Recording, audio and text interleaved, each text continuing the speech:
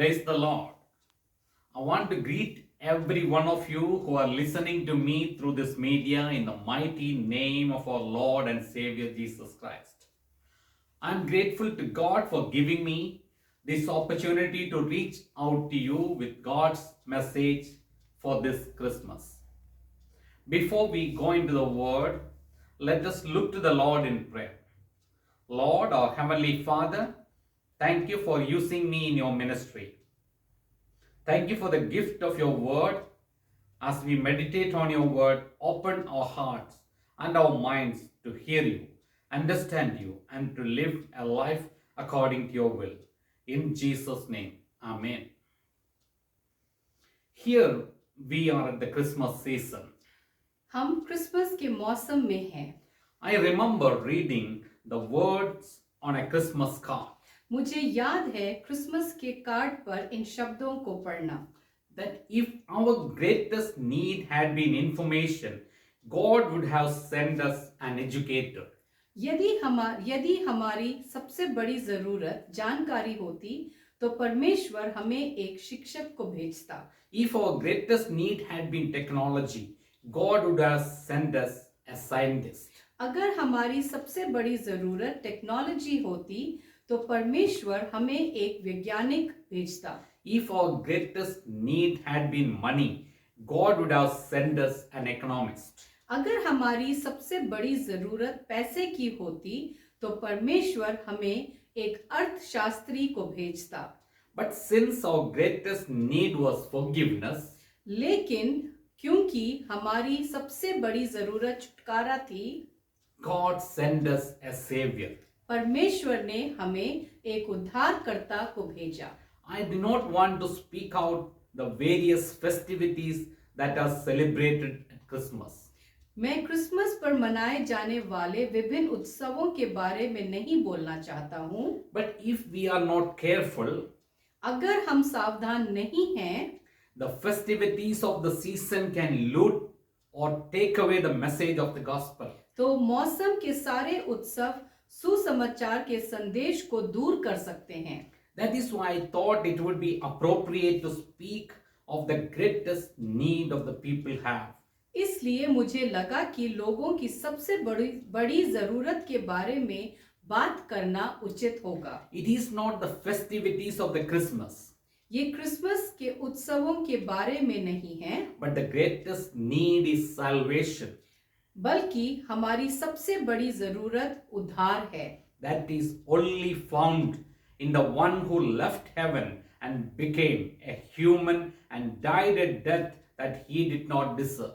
वो केवल उसमें पाया जाता है जिसने स्वर्ग छोड़ दिया और एक इंसान बन गया और एक ऐसी मृत्यु हुई जिसके लायक वो कभी नहीं था, So that we may live forever. ताकि हम हमेशा के लिए जी सकें। This is the message of Christmas. ये क्रिसमस का संदेश है, This is the good news. ये वो अच्छी खबर है। In this occasion, I just want to take your attention to two important verses of the Bible. इस अवसर में मैं आपका ध्यान बाइबल के दो महत्वपूर्ण आयतों की ओर ले जाना चाहता हूँ। That is John chapter 1 verse 14 and John chapter 3 verse 16. और वो दो आयतें हैं यूहन्ना रचित सुसमाचार 1:14, 3:16। John chapter 1 verse 14 says, यूहन्ना रचित सुसमाचार 1:14 कहता है, The word became flesh and made his dwelling among us. We have seen his glory, the glory of the one and only who came from the Father, full of grace and truth. और वचन देहधारी हुआ और अनुग्रह और सच्चाई से परिपूर्ण होकर हमारे बीच में डेरा किया और हमने उसकी ऐसी महिमा देखी जैसी पिता के इकलौते की महिमा। John chapter 3 verse 16 says, यूहन्ना रचित सुसमाचार 3:16 कहता है, For God so loved the world that he gave his one and only Son, that whoever believes in him shall not perish but have eternal life. क्योंकि परमेश्वर ने जगत से ऐसा प्रेम रखा कि उसने अपना इकलौता पुत्र दे दिया, ताकि जो कोई उस पर विश्वास करे वो नष्ट ना हो परंतु अनंत जीवन पाए। When we wake up on the Christmas morning, जब हम क्रिसमस की सुबह उठते हैं what will we be looking for? तो हम क्या खोज रहे होंगे? Will we be running to gather the gifts around the tree? क्या हम पेड़ के चारों ओर जा रहे होंगे उपहारों को इकट्ठा करने के लिए? Or our first thought is about Jesus, या हमारा पहला विचार यीशु के बारे में होगा, the Word of God who came into the world to shine a warm light into the overwhelming darkness of human sinfulness. परमेश्वर का वचन जो दुनिया में मानव पापों के कुचल डालने वाला अंधकार में एक गरम प्रकाश चमकने के लिए आया था। Will our first thought on Christmas morning be about which presents underneath that tree is for us?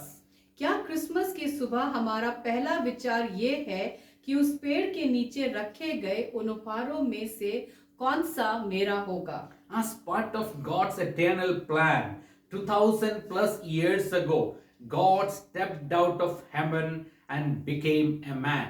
2000 साल पहले परमेश्वर की अनंत योजना के हिस्से के रूप में परमेश्वर स्वर्ग से बाहर निकल आया और एक आदमी बन गया।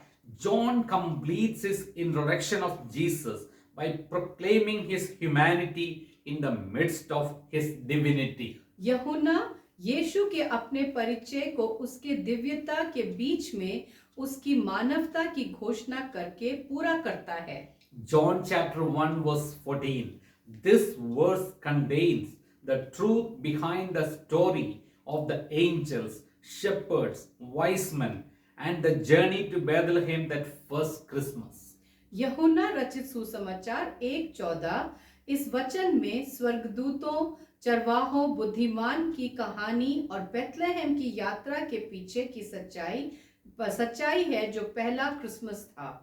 John chapter 1 verse 14 tells us what really happened 2000 years ago and what it means to us today. यूहन्ना रचित सुसमाचार 1:14 हमें बताता है कि 2000 साल पहले वास्तव में क्या हुआ था और आज हमारे लिए इसका क्या अर्थ है। Without this verse, the rest of the story has no meaning. इस वचन के बिना इस कहानी का कोई अर्थ नहीं है। This verse reveals 4 great certainties. इस वचन से 4 महत्वपूर्ण या महान बातों का पता चलता है। Number 1, Jesus became human. सबसे पहले यीशु मनुष्य बन गया। Number 2, Jesus lived among us. दूसरी बात, यीशु हमारे बीच में रहा। Number 3, Jesus revealed his glory. यीशु ने अपनी महिमा प्रकट की। And number 4, Jesus invited us to himself. यीशु ने हमें अपने पास बुलाया। John chapter 1 verse 14 says, the word became flesh. यूहन्ना रचित सुसमाचार 1:14 कहता है, वचन देहधारी हुआ। It would be John's account of the Christmas story. ये यूहन्ना की क्रिसमस की कहानी का लेखा होगा। In his Christmas story, there is no Joseph, no Mary, no Bethlehem, no manger, no stable, no shepherds, no wise men, no star, no angels and no baby. यूहन्ना की क्रिसमस की कथा में कोई यूसुफ नहीं, कोई मरियम नहीं, बेथलेहम नहीं, चरनी नहीं, चरवाहे नहीं, बुद्धिमान व्यक्ति नहीं, तारा नहीं, स्वर्गदूत नहीं और कोई बच्चा भी नहीं। But this is not any less the Christmas story. लेकिन ये क्रिसमस की कहानी से कम नहीं है। Without those features, John is bringing out the Christmas message. उन विशेषताओं के बिना भी यूहन्ना क्रिसमस के संदेश को ला रहा है। The word became flesh. वचन देहधारी हुआ। That is the most profound truth of all truth. ये सभी सत्य का सबसे गहरा सत्य है। That is why we celebrate Christmas. यही कारण है कि हम क्रिसमस को मनाते हैं। not because of physical features of a stable, a manger, a star, an young couple, shepherds, and wise men. ना कि एक गौशाला, एक चरनी, एक तारा, एक युवा जोड़े या चरवाहों और बुद्धिमान व्यक्ति की भौतिक विशेषताओं के कारण नहीं। They all participated indeed in the physical, historical features of the birth of Christ. वे सभी मसीह के जन्म के भौतिक ऐतिहासिक विशेषताओं में निश्चित रूप से भाग लेते हैं। But the real story of Christmas is the Word became flesh. लेकिन क्रिसमस का असली कहानी ये है कि वचन देहधारी बन गया। God became Jesus of Nazareth. परमेश्वर नासरत का यीशु बन गया। When he stepped out, Jesus Christ became the visible expression of the invisible God. जब वे बाहर निकला तब यीशु मसीह दिखाई देने वाले परमेश्वर की अभिव्यक्ति बन गया। He became a visual aid, as it were, to reveal the nature of the Father. वो एक दृश्य सहायता बन गया, जैसे कि वह जहान पिता के स्वरूप को प्रकट करने के लिए। This is a hard concept for us to understand. ये समझना हमारे लिए एक कठिन धारणा है। Theologians refer to this action as the incarnation. धर्मशास्त्र इस क्रिया को देह धारण अवतार के रूप में संदर्भित करते हैं। Notice the next phrase of John chapter 1:14. यूहन्ना रचित सुसमाचार 1:14 के अगले वाक्यांश पर ध्यान दें। Jesus lived among us. यीशु हमारे बीच डेरा किया। It reveals the residence of God on earth, ये पृथ्वी पर परमेश्वर के निवास को प्रकट करता है। made his dwelling among us. उसने हमारे बीच अपना निवास बनाया। The word dwelt literally means to pitch a tent. डेरा शब्द का शाब्दिक अर्थ है एक तंबू को गाड़ना। Theologians defines it as to tabernacle. धर्मशास्त्रियों ने इसे तंबू के रूप में प्रभाषित किया है। In fact, the tabernacle was sometimes called the tent of meeting because it was the divinely appointed meeting place between God and man. वास्तव में इस तंबू को कभी-कभी बैठक के तंबू कहा जाता था, क्योंकि ये परमेश्वर और मनुष्य के बीच का दिव्य नियुक्त स्थान था। In the same way, but in a much deeper sense, Jesus is the place where we meet God today. उसी तरह, लेकिन बहुत गहरे अर्थों में, यीशु वो स्थान है जहां हम आज परमेश्वर से मिलते हैं। For 33 years, he lived among us. 33 वर्षों तक वो हमारे बीच रहा। Walked down our streets. हमारे गलियों में चला। Moved into the neighborhoods and manifested the glory of God. हमारे पड़ोस में आया और परमेश्वर की महिमा प्रकट की। We have seen his glory, the glory of the one and only who came from the Father. हमने उसकी महिमा देखी है, केवल उसी की महिमा जो पिता से मिलती है। When Jesus stepped out, when he walked on the earth, people could see him, gaze upon him, and God's presence shining through him. जब यीशु बाहर आया, जब वो पृथ्वी पर चल रहा था, तब लोग देख सकते थे और उनको ताकते हुए देख सकते थे कि परमेश्वर की उपस्थिति उसके माध्यम से चमक रही है। They saw the importance of God in their lives. उन्होंने अपने जीवन में परमेश्वर के महत्व को देखा। And just so, there was no mistake.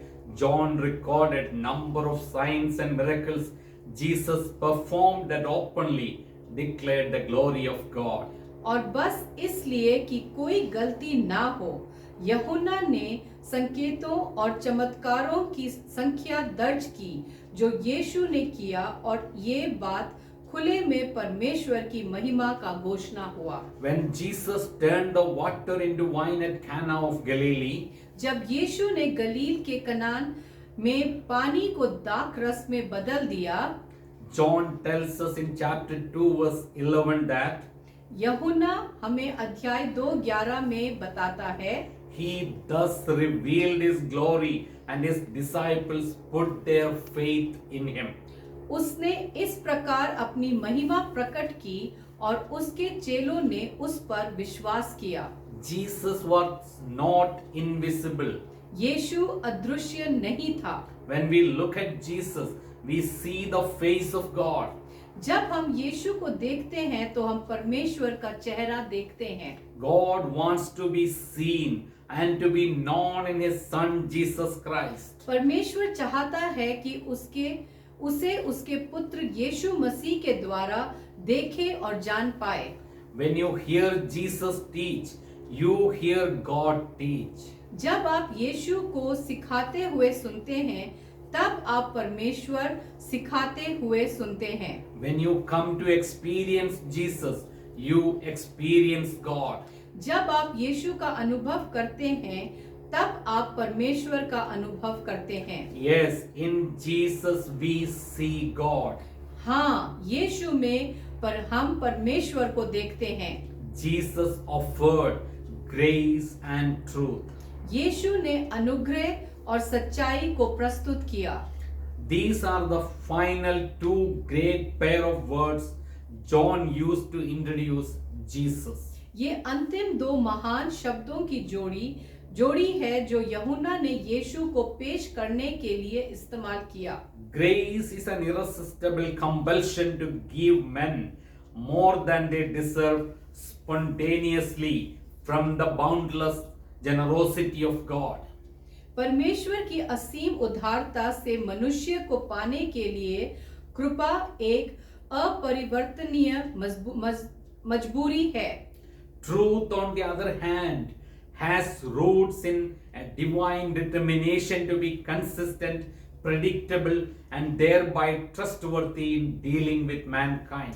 सच्चाई दूसरे और एक दिव्य दृढ़ संकल्प में जड़ लिया हुआ है, जो मानव जाति के साथ व्यवहार करने के लिए सुसंगत, पूर्व अनुमित और भरोसेमंद है। These two words, grace and truth, explain why Jesus stepped out, came to the earth. ये दो शब्द कृपा और सत्य बताते हैं कि यीशु ने धरती पर क्यों कदम रखा। Because he was full of grace, he died for us while we were yet sinners. क्योंकि वो कृपा से भरा था और वो हमारे लिए मर गया जबकि हम अभी तक पापी थे। Because he was full of truth, he was able to pay for our sins completely. क्योंकि वो सच्चाई से भरा था, वो हमारे पापों का पूरी तरह से चुकाने में सक्षम था। Here is the good news for people like us. यहाँ हम जैसे लोगों के लिए एक अच्छी खबर है। Because Jesus is full of grace. क्योंकि यीशु अनुग्रह से भरा है। We can come to him just as we are to him. हम उसके पास जैसे हम हैं वैसे ही हम आ सकते हैं। We don't have to clean ourselves up first. हमें अपने आप को शुद्ध करने की जरूरत नहीं है। Because Jesus is full of truth, क्योंकि यीशु सच्चाई से भरा है, we can come to him in complete confidence, knowing that he will keep his promises. हम ये जानकर पूरे आत्मविश्वास में आ सकते हैं क्योंकि हम ये जानते हैं वो अपने वायदों को निभाएगा। When he promises a complete forgiveness for our sins, he means it. जब वो हमारे पापों के लिए पूर्ण क्षमा का वायदा करता है, वो उसे पूरा करता है। The one gift the world needs during this Christmas season is grace and truth, which we find it in Jesus Christ. इस क्रिसमस के मौसम में दुनिया को एक उपहार या तोहफे की जरूरत है, वो है अनुग्रह और सच्चाई जो हमें यीशु मसीह में मिलती है। Please turn your attention with me to John chapter 3 verse 16.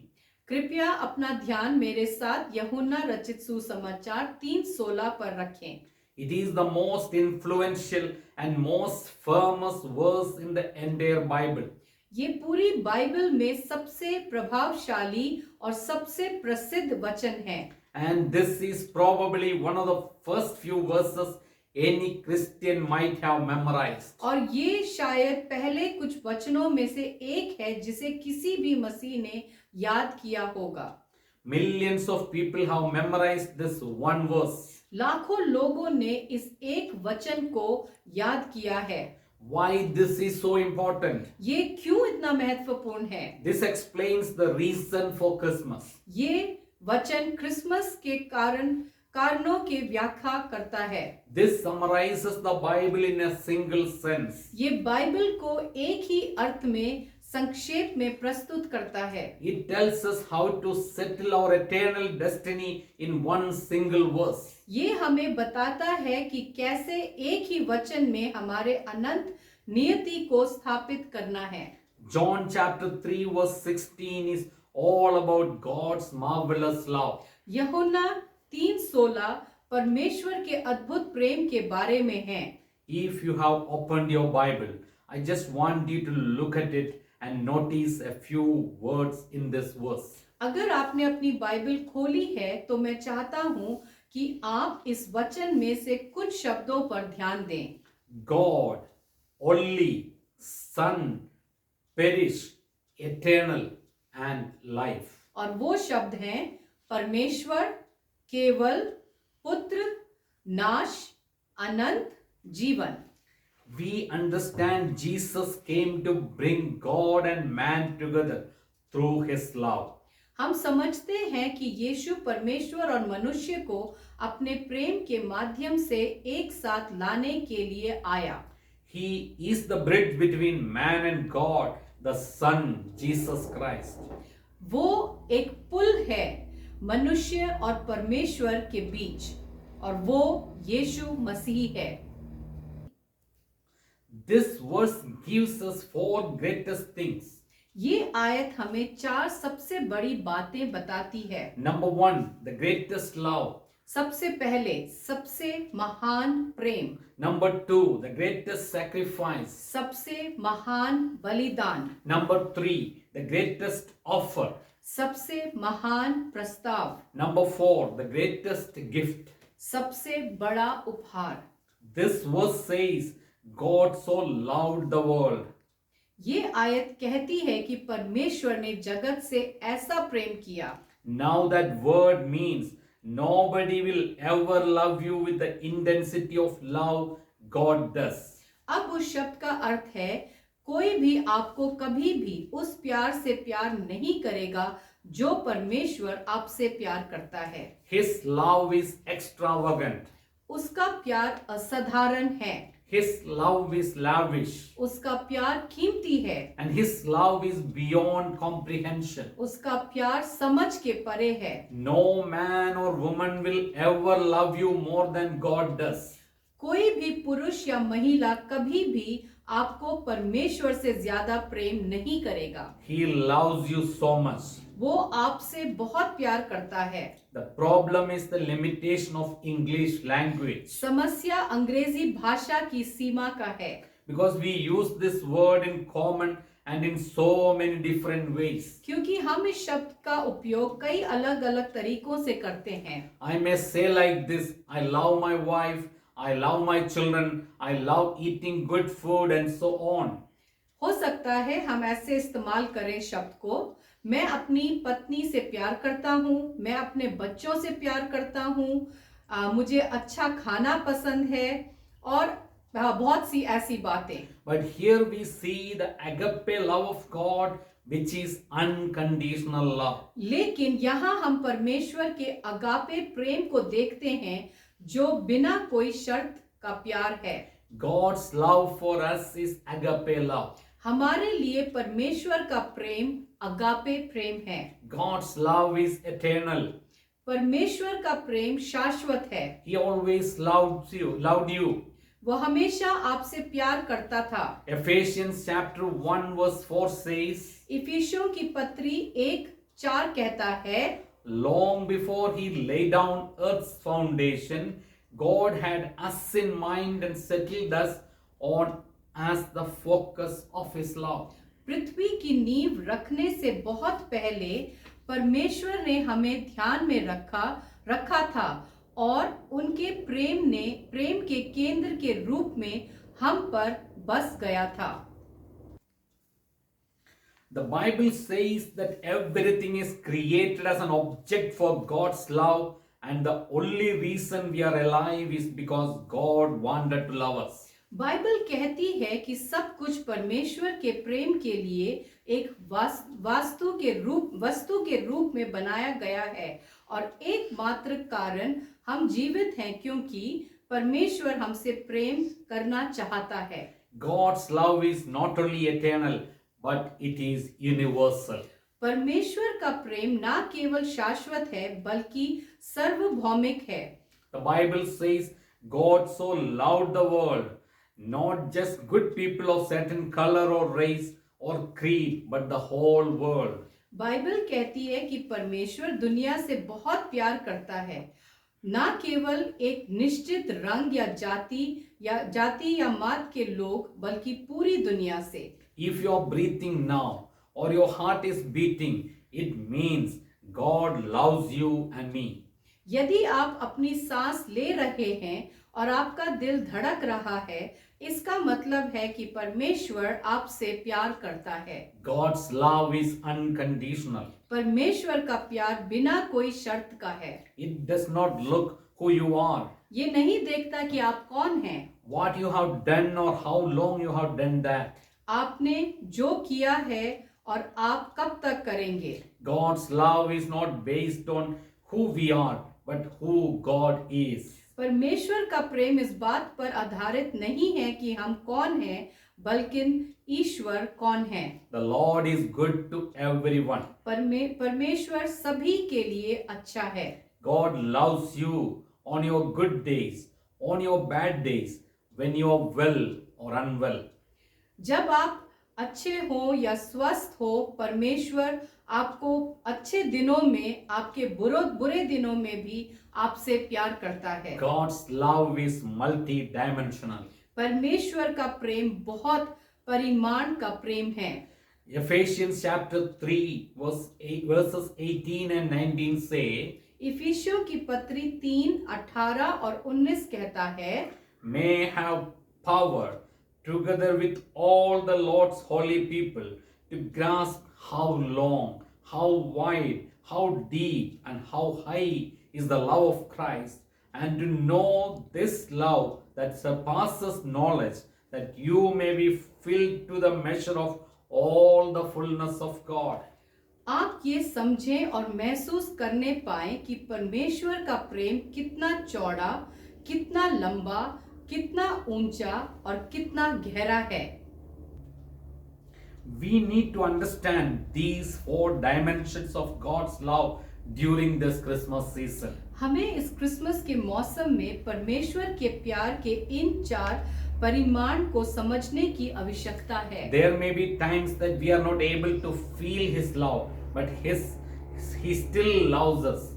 ऐसा कई बार हो सकता है कि हम परमेश्वर के प्यार को महसूस नहीं कर पा रहे हों, लेकिन वो अभी भी हमसे प्यार करते हैं। God's love is the greatest love. परमेश्वर का प्यार सबसे महान प्रेम है। Because of this greatest love, God made the greatest sacrifice. इस प्रेम के कारण परमेश्वर ने सबसे महान बलिदान को दिया। The Bible says He gave His only begotten Son. Bible कहती है कि परमेश्वर ने अपने इकलौते बेटे को दे दिया। It does not say He sent an angel to save this world. Bible ये नहीं कहती है कि परमेश्वर ने इस दुनिया को बचाने के लिए एक स्वर्गदूत को भेजा, But He sent His only begotten Son. बल्कि उन्होंने एकमात्र इकलौते बेटे को भेजा। He cares for the world so much that He sent His very best. उन्होंने दुनिया से इतना प्यार किया कि उन्होंने अपना सर्वश्रेष्ठ को भेजा। He did not send a representative, but He came Himself. उन्होंने एक प्रतिनिधि को नहीं भेजा, वो खुद आया। God in human form is Jesus Christ. मानव रूप में परमेश्वर यीशु मसीह है। Christ is the visible image of invisible God. मसीही अदृश्य परमेश्वर के दिखने वाली छवि है। That is why the Bible says, anybody who has seen Jesus has seen his Father. इसीलिए बाइबल कहती है कि जिस किसी ने भी यीशु को देखा है उसने उसके पिता को देखा है। Why did Jesus come into this world? यीशु दुनिया में क्यों आया? Many people wanted to keep Jesus as a baby.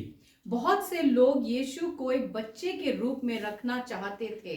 They do not want to see him as the King of Kings and the Lord of Lords. वे उसे राजाओं के राजा प्रभुओं के प्रभु के रूप में नहीं देखना चाहते थे। But Jesus came into this world to die for us.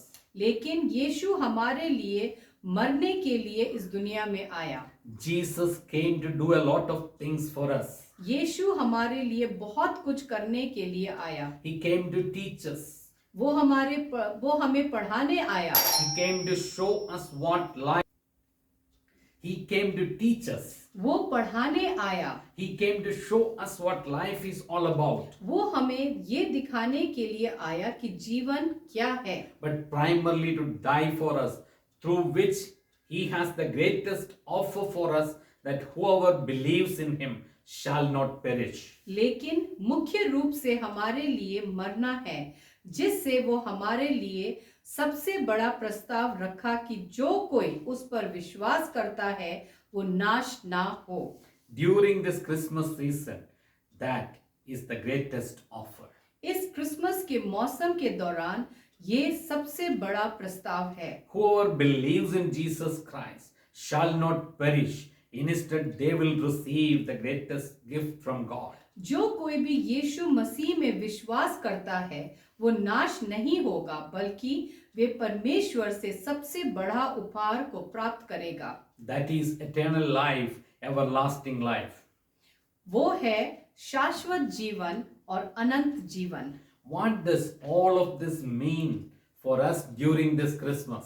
इस क्रिसमस के दौरान हमारे लिए इन सब का क्या मतलब है? The fact that Jesus came, made his dwelling among us.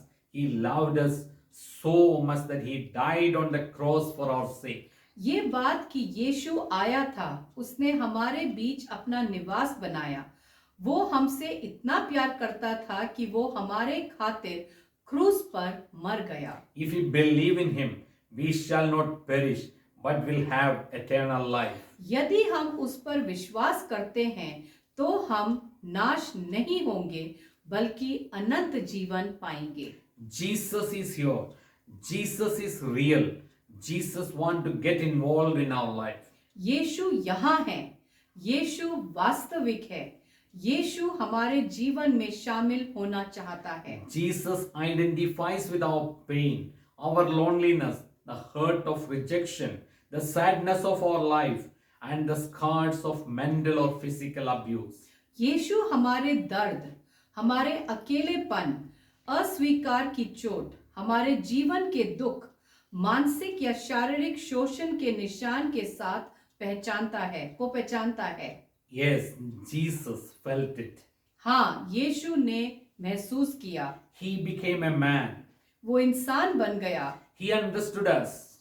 उसने हमें समझा। And now Jesus offers grace. और अब यीशु कृपा को प्रदान करता है। In other words, the one gift we all need during this Christmas is eternity that can be found only in Jesus Christ. दूसरे शब्दों में कहूँ, इस क्रिसमस के दौरान हम सभी को एक उपहार की आवश्यकता है।